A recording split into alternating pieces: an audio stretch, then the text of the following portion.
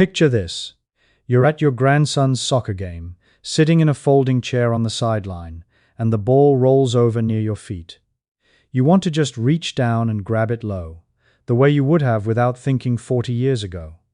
But something in your hips hesitates.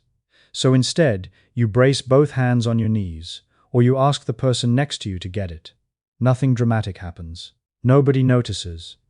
But that tiny hesitation is actually pointing at something real, something measurable, something a team of scientists has literally put electrodes on human legs to prove. A few years ago, researchers strapped movement sensors and muscle sensors onto hunter-gatherers in Tanzania, not while they were hunting, but while they were simply resting after a day of work. And what those sensors picked up in that resting posture was somewhere around 4 to 8 times more electrical activity in the thigh muscles than what happens in the legs of a person sitting in an ordinary chair. 4 to 8 times. While resting. This is not a video telling you to exercise more, and it is not another video about the dangers of sitting that ends with, "So stand up more often," and stops there. You already know sitting too much isn't great. What this video is actually about is something almost nobody explains correctly. The specific movement your leg muscles were built to hold, not to walk through, but to rest in, and the precise chemical reason that resting position keeps a switch turned on inside your muscle tissue that chair sitting quietly turns off. By the end, you'll understand exactly what that switch controls, why it matters more as we get older, and how to start using it again safely, even if you haven't been down in that position in 20 years. And to be clear about what we're actually talking about, this isn't the gym exercise where you stand up and squat down for reps. It's the bottom of that movement, held. Heels down, hips low, weight resting over your feet, the position you'd naturally drop into to inspect a plant, dig through a low cupboard, or sit at ground level near a fire. That static, held position is the one at the center of everything we're about to cover. Try this right now if your knees allow it, or just picture it clearly. Lower yourself down into a full squat, heels flat if you can manage it, the way you might if you were inspecting something on the floor, and hold there for 20 or 30 seconds. Notice what happens. Your thighs start to hum. Your glutes engage. Your calves and the arches of your feet make small, constant adjustments to keep you balanced. None of it feels like resting the way sitting in a chair feels like resting. And that difference is the entire point, because it is not the same kind of resting at all. Now compare that to lowering into a chair. The moment your weight lands on the seat, your thigh muscles essentially clock out. Electrically speaking, they go almost silent. Your skeleton and the chair frame take over the load-bearing work your muscles were just doing. That is not a metaphor. It is literally what electromyography shows when researchers compare postures side by side. Picture a small sticker on the skin acting like a microphone for the muscle underneath, picking up the tiny electrical crackle every time a nerve tells a muscle fiber to contract. More crackle means more of the muscle is switched on. Here's the part almost nobody gets right. We've been taught to think of activity and rest as two opposite states, movement versus stillness, calories burned versus calories saved. But your muscles don't experience it that way. There's a third state in between, a kind of quiet idling, and which position you rest in determines whether your legs are idling or completely powered down. This is exactly what a team led by biologist David Reitlin at the University of Southern California set out to measure. Published in the Proceedings of the National Academy of Sciences in 2020, Reitlin and his colleagues worked with the Hadza, a community of hunter-gatherers in Tanzania who still get almost all of their food by hunting and foraging. The obvious assumption going in was that hunter-gatherers simply move more than people in industrialized countries, and that's why the chronic diseases linked to inactivity are rare among them. So the researchers fitted accelerometers onto the thighs of 28 Hadza adults and tracked their movement and posture for 8 full days. What they found broke that obvious assumption. The Hadza were sedentary, resting rather than walking or working, for close to 10 hours a day. That is not meaningfully different from the number of sedentary hours a typical office worker racks up in industrialized life. If total inactive time were the whole story, the Hadza should show the same warning signs we associate with sedentary populations elsewhere. They largely don't. As part of the same research, The team also tested blood glucose and cholesterol markers on site using portable equipment, and found favorable results despite all those resting hours, which is exactly the pattern that made the researchers suspect total inactive time wasn't the variable that actually mattered. So Rachlin's team looked closer at what resting actually looked like. It almost never involved a chair. Instead, when the Hadza rested, they squatted, or they knelt, or they sat directly on the ground with their legs folded under them. Using electromyography on the lower limbs, the researchers found that these resting, squatting, and kneeling postures required something like 20 to 40% of the muscle activity involved in walking. Chair sitting, by comparison, used only around 5%. Do the rough math, and a resting squat keeps your thigh muscles doing somewhere between 4 and 8 times more electrical work than sitting in a chair does, all while your breathing rate and your brain register it as rest, not exercise. Rachlin's team gave this pattern a name, the inactivity mismatch hypothesis, the idea that human muscle physiology adapted over an enormous stretch of evolutionary time to a baseline of near-constant low-level activity, even during the hours we now think of as downtime. Here's a question worth pausing on. Why would resting in a squat take noticeably more muscle work than resting in a chair? The answer comes down to balance, and it's a genuinely different mechanism from anything we've covered so far. Your body only gets to outsource the job of balance when it has a wide, stable base of support and something else, like a backrest, doing the work of holding your torso upright. A chair provides exactly that. A squat provides neither. Your base of support shrinks down to just the two soles of your feet, your hips are bent, your knees are bent, and nothing except your own leg muscles is stopping your center of gravity from tipping backward or sideways. So your nervous system fires small, constant corrective contractions in your thighs, your glutes, and the muscles around your ankles, just to keep you balanced over your feet the entire time you're down there. That continuous postural correction is a large part of what those electrodes were picking up as elevated muscle activity. There's a second reason layered on top of that. In a chair, your hips and knees are supported at the bottom of their range by the seat itself. In a squat, your hips and knees are bent, but nothing is catching you at the bottom, so your thigh muscles, especially the quadriceps at the front of the thigh, have to hold a sustained, low-level contraction just to keep your body from continuing to sink toward the floor. That kind of sustained, holding tension is a different type of muscular work than the quick, repeated contractions involved in walking, which is part of why the position can feel surprisingly demanding on the legs even though you aren't moving at all. Here's where it gets interesting, and here's the reversal most people miss. This isn't a story about exercise at all. Nobody is claiming hunter-gatherers are healthier because they secretly work out during their rest breaks. The muscle activity involved in a resting squat is genuinely light. It would barely register as a workout on a fitness tracker. The real story is about what that light, sustained activity does at a level you can't feel or see, deep inside the muscle fiber itself, and about what its absence does when the muscle goes fully silent instead. Think of a muscle fiber a little like the pilot light on an old gas stove.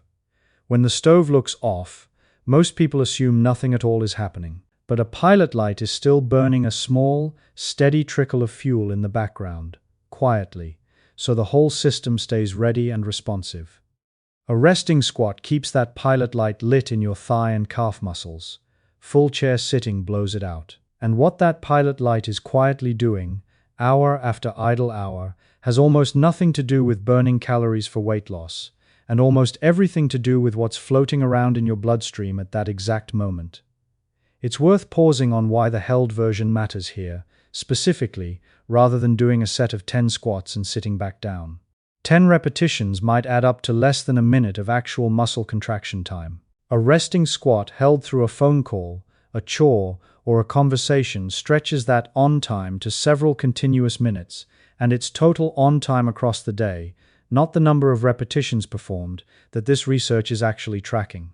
To understand why that matters, we need to talk about one enzyme most people have never heard of, called lipoprotein lipase, or LPL for short. LPL sits along the walls of the tiny blood vessels running through your muscle tissue, and its job is to grab onto triglycerides, the main fat molecules circulating in your blood after a meal, and pull them out of circulation so nearby muscle can use them or store them locally.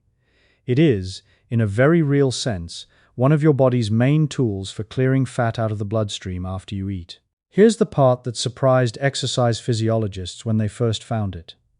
Marc Hamilton, who ran an inactivity physiology lab at the University of Missouri, along with his colleague Theodore Zderek, spent years studying exactly what happens to LPL when muscles stop contracting. Their foundational work, much of it carefully controlled in animal studies where the amount and timing of muscle contraction could be precisely manipulated, showed that LPL activity in the large, weight-bearing postural muscles of the legs drops sharply within hours of sustained inactivity, and that even brief, light muscle contraction is enough to keep it running. It isn't the intensity of the contraction that matters most here, it's the fact that a contraction is happening at all, on and off, throughout the day.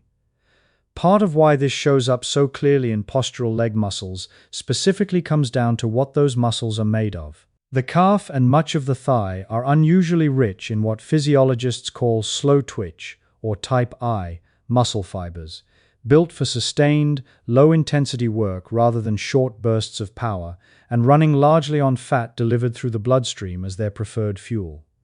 That's exactly why they're so tightly linked to LPL activity in the first place. Keep them idling, and they keep pulling in fuel. Let them go fully silent, and that fuel-pulling machinery powers down along with them. This is where the resting squat connects directly back to Reikland's Hadza findings. A squat or a kneel recruits exactly the large, postural, weight-bearing muscles Hamilton's lab was studying. The muscles running down the front and back of the thigh, and the muscles of the calf. When those muscles stay gently, continuously active, holding your body balanced over your feet, they keep signaling nearby blood vessels for fuel, which keeps LPL doing its job of pulling triglycerides out of your bloodstream. When those same muscles go fully silent in a chair, that demand disappears, and LPL activity in exactly those muscles falls off with it. There's a second piece of this, one that's better established directly in humans. Muscle contraction opens up a separate pathway for pulling glucose, ordinary blood sugar, out of the bloodstream and into the muscle cell, a pathway that does not require insulin to function. That pathway works by moving a transport protein called GLUT4 to the surface of the muscle cell, essentially opening a door that lets glucose in directly in response to the contraction itself, no insulin required to knock first.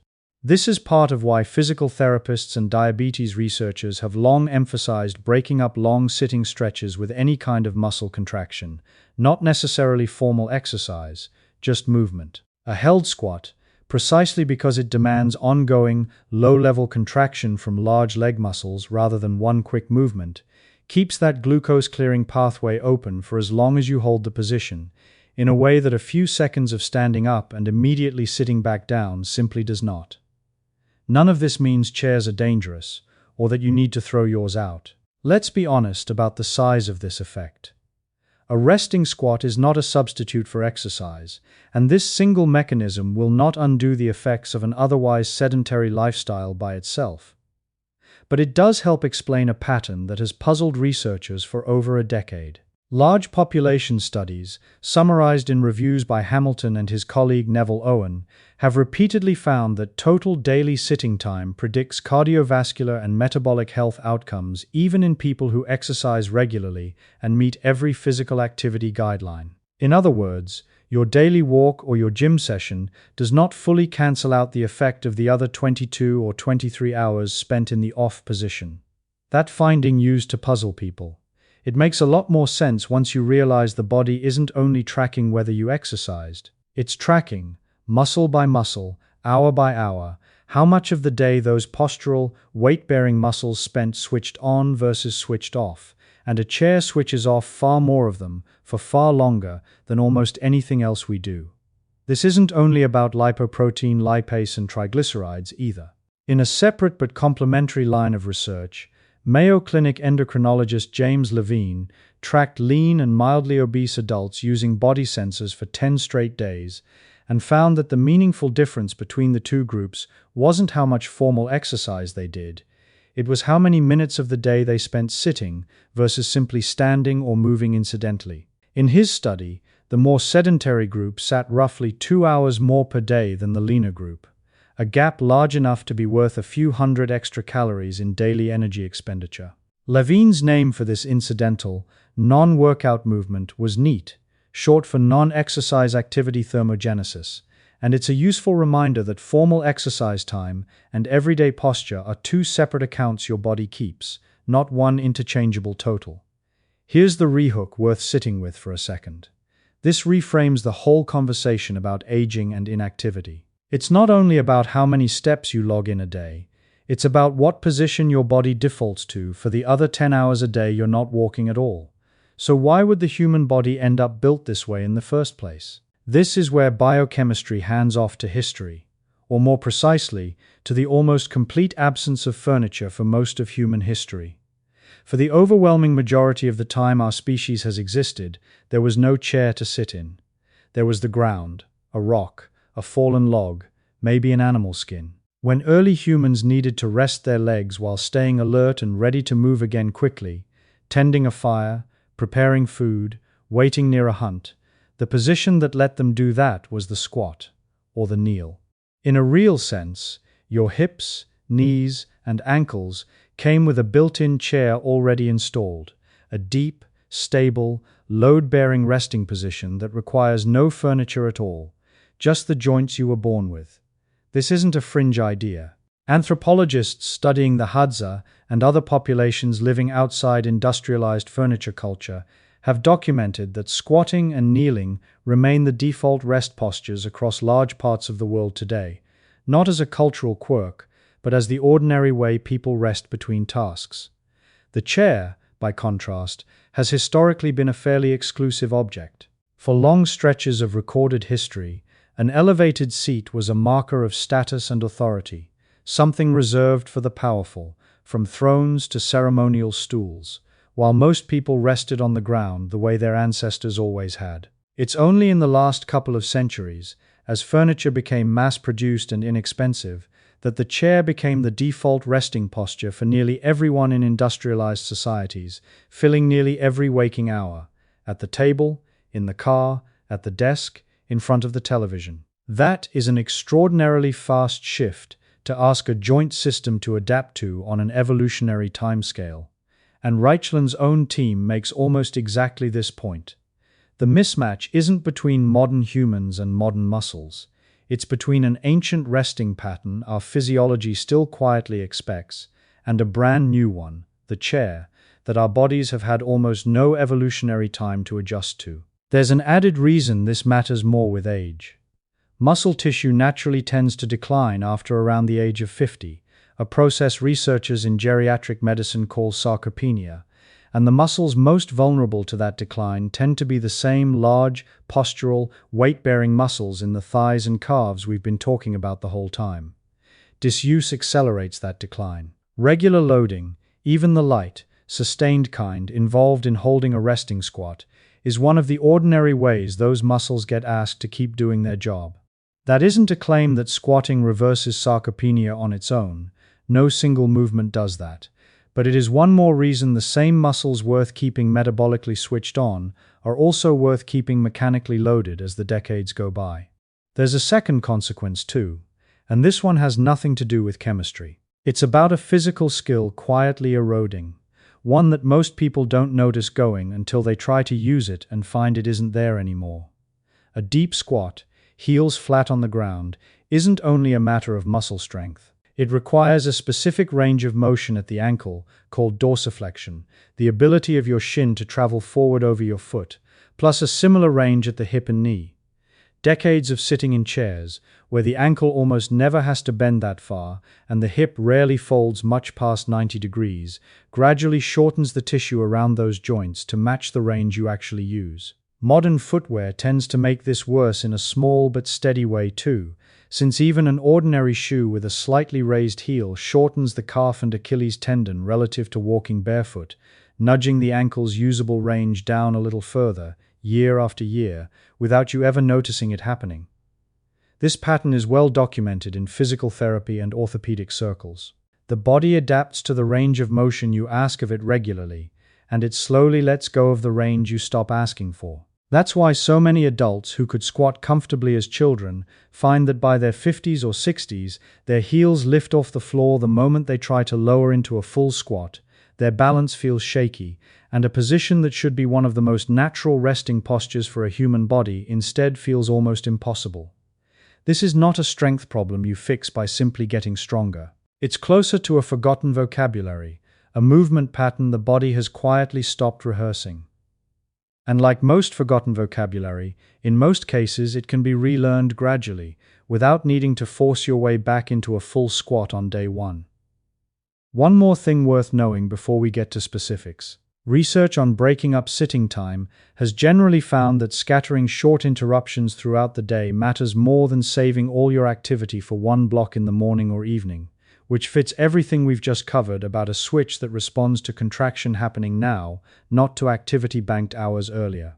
So let's talk about what to actually do with all of this, because understanding the mechanism only matters if it changes what you do with your Tuesday afternoon. I want to give you a few specific, concrete ways to start reintroducing this movement pattern safely, built directly around the two things we just walked through: relighting that metabolic pilot light during the day, and gently restoring the range of motion your joints have quietly lost. First, instead of breaking up long sitting stretches with just standing up and immediately sitting back down, which barely registers on the LPL pathway we talked about, try what researchers describe as an active rest break, a supported squat or a kneel, held for even 60 to 90 seconds, holding onto a countertop, a sturdy table edge, or the back of a heavy chair for balance. This directly mirrors the posture Reitland's team measured in the Hadza.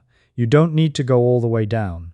Even a partial squat, thighs at roughly 45 degrees, held with support, asks those large postural muscles to stay switched on in a way that simply standing does not. You can fold this into moments you're already standing around anyway, brushing your teeth, waiting on the microwave, during a commercial break. Second, start reclaiming the range of motion in your ankles specifically, since a stiff ankle is usually the first thing that stops an adult from squatting with their heels flat. A simple, low-risk way to work on this is to stand facing a wall, place your hands on it for balance, and gently rock your front knee toward the wall without letting your back heel lift, 10 to 15 slow rocks per side, once or twice a day. Over weeks, not days, this restores some of the forward ankle travel that decades of shoes and chairs have gradually taken away, and it's the single biggest factor in whether a deep squat ever feels comfortable again. Third, look for ordinary daily moments where you'd normally bend at the waist, and practice bending at the hip and knee instead, using furniture for support at first. Picking something up off a low shelf, tying a shoe, weeding a garden bed. Let your knees do the folding rather than your lower back. These are small, low-stakes rehearsals of the same movement pattern, and because they're tied to something you're already doing, they don't require setting aside extra time or turning this into a formal exercise session, which is usually the reason habits like this don't stick. And fourth, if getting down to the floor and back up on your own currently feels risky or genuinely unsafe, don't force it alone. A sturdy chair, a countertop, or another person's arm is not cheating. It's simply how you access the postural benefit of the squat while you rebuild the strength and balance to eventually need less support. And it's exactly the kind of approach physical therapists use with older adults working on this same range of motion. One more note before we close. For anyone whose knees or hips make a deep squat genuinely unwise, whether from arthritis, a joint replacement, or something else, none of this requires the full range. Kneeling, which the Hadza used just as often as squatting, and which showed the same kind of elevated muscle activity in that research, asks much less of the knee joint while still engaging the same postural muscles. Even a supported, partial range hold counts. The goal was never the depth of the position. It was always the muscles staying switched on, and there is more than one posture that can do that job. Think back to that soccer game, the ball rolling toward your feet, the small hesitation before you decided to brace on your knees instead of just dropping down to grab it. There was nothing wrong with that choice in the moment, but now you know what that hesitation was actually revealing. Not that you're getting old in some vague, unavoidable way, but that a specific, learnable movement pattern, one your legs were built to hold for thousands of generations before a single chair ever existed, has simply gone quiet from disuse, the same way a language goes quiet when you stop speaking it. The remarkable thing about this particular pattern is how ordinary the fix is. Nobody is asking you to train like an athlete or add another hour to your day. The version of squatting your body actually evolved for isn't a gym exercise at all. It's closer to a way of pausing, a way of resting that happens to keep something small and useful lit inside your muscles the entire time you thought you were doing nothing. It's worth noticing that in much of the world, nobody frames any of this as fitness advice at all. It's simply how people of every age spend an ordinary afternoon, including grandparents, lowering themselves to a grandchild's eye level without a second thought. Most people have never been told their leg muscles have a resting job as well as a walking job. If this changes how you get down to tie your shoe tomorrow morning, that's really the whole point. So here's the reframe I'd leave you with. We tend to measure a body's health in minutes of exercise, steps counted, workouts completed, as if activity and rest are two separate accounts you're managing. But your muscles were shaped by a much older accounting system, one where even the way you chose to rest, chair or ground, upright or folded, was quietly doing work. The next time you catch yourself about to brace on a table, instead of lowering down the way you used to, you might just try lowering down instead, holding on if you need to, and letting that old, built-in chair your body came with do what it was designed to do all along. Not because it will transform your health overnight, it won't, but because somewhere in that small, unremarkable act of resting differently, you're speaking to your body in the language it was actually built to understand.